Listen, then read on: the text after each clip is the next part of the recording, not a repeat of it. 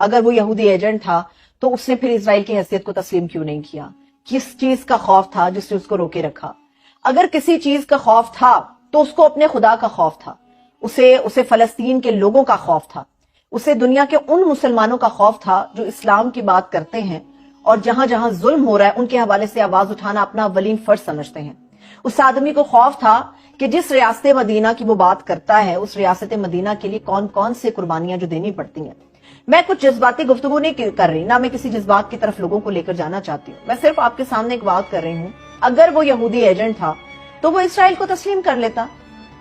اسرائیل کو تسلیم کرنے کے ساتھ ہی بہت ساری انویسٹمنٹ پاکستان کے اندر آ سکتی تھی، پاکستان کی اکانومی بوسٹ ہو سکتی تھی۔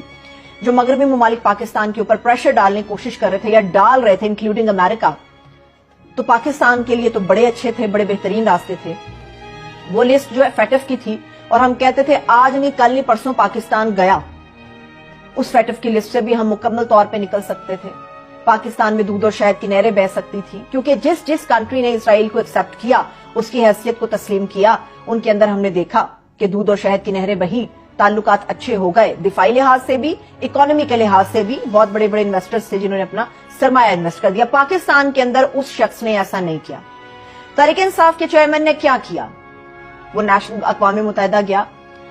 وہ واحد آدمی ہے پاکستان کی سیاسی ہسٹری کے اندر، اگر آج کے سیاستدانوں کی ہم بات کرتے ہیں، جسے آئرن مین اس لیے بھی کہا جاتا ہے کہ دنیا کی آنکھوں میں آنکھیں ڈال کے اس آدمی نے اسلامو فوبیا کے حوالے سے آواز بلند کی اور دنیا نے تسلیم کیا کہ جو رویہ مسلمانوں کے ساتھ رکھا جاتا ہے وہ غلط ہے۔ اگر وہ یہودی ایجنٹ تھا، یہودی لابی کا لانچ کردہ تھا، تو اس کو کیا ضرورت تھی؟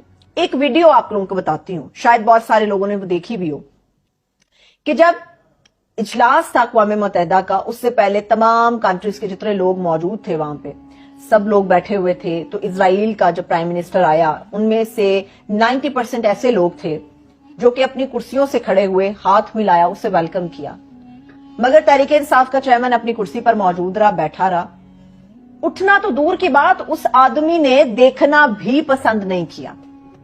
پھر کس طرح سے الزام لگایا جاتا ہے کہ اسرائیل نے تحریک انصاف یا اس کے چیئرمین کی حمایت کر دی اس کے لیے، اور یہ ثابت کیا وہ یہودی ایجنٹ ہے۔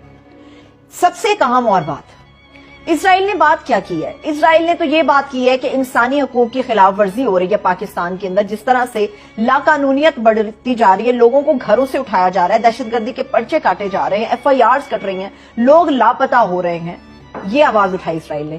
یقینی طور پہ اسے بات کرنا نہیں بنتی کیونکہ فلسطین کے اندر بھی وہ یہ سب کچھ کر رہا ہے، مگر بات اگر پاکستان کی اور تحریک انصاف کے چیئرمین کی ہے تو اسرائیل نے تو کہیں تحریک انصاف کا نام نہیں لیا، اسرائیل نے تو کہیں پہ تحریک انصاف کے چیئرمین کی بات نہیں کی، اسرائیل نے تو کہیں پہ بھی تحریک انصاف کے سپورٹرز کا نام نہیں لیا، ان کی بات نہیں کی، تو کس طرح سے اسے تحریک انصاف کے ساتھ جوڑا جا سکتا ہے؟ اب حکومتی پلان کیا ہے؟ حکومتی پلان یہ ہے کہ اب چونکہ تمام مسلمانوں کے دل دھڑکتے ہیں فلسطین کے لوگوں کے ساتھ، اپنے فلسطینی بہن بھائیوں کے ساتھ، بیت المقدس کے ساتھ، مسجد اقصی کے ساتھ ہمارے دل دھڑکتے ہیں۔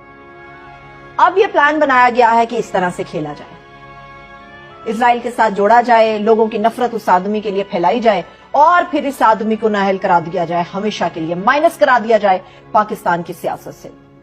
پہلے ہی وہ چند گھنٹے پہلے اس نے ایک انٹرویو دیا اور اس میں اس نے بتا دیا ہے کہ ممکن ہے کہ کمنگ منڈے اور نیکسٹ ویک کسی بھی دن اس کو اریسٹ کر لیا جائے گا، وہ 100% شور ہے اس بارے میں۔ یہ پورا جو گیم پلان ہے وہ اسی لیے ہے کہ اس کو سائیڈ لائن کرتے ہوئے پاکستان کے اندر الیکشن ہو، کیونکہ جب تک وہ آدمی سائیڈ لائن نہیں ہوگا، سائیڈ لائن اس کو مائنس کر کے بھی کیا جا سکتا ہے، اس کو نائل کر کے بھی کیا جا سکتا ہے، جب تک وہ سائیڈ لائن نہیں ہوگا پاکستان کے اندر انتخابات ہمیں مخدوش نظر آتے ہیں، کیونکہ اس کا ووٹر اسی کے لیے نکلے گا، اور جب تک صفایا نہیں ہو جاتا دو بڑی جماعتوں کے لیے ووٹر کبھی نہیں نکلے گا۔ اب آتی ہے بات نور دہری کی۔ نور دہری کون ہے؟ یہ جو نون لیگ کے عطا تارڑ صاحب اور نون لیگ پوری کی پوری اور محترمہ بے نظیر بھٹو کی جماعت پیپلز پارٹی جو کہ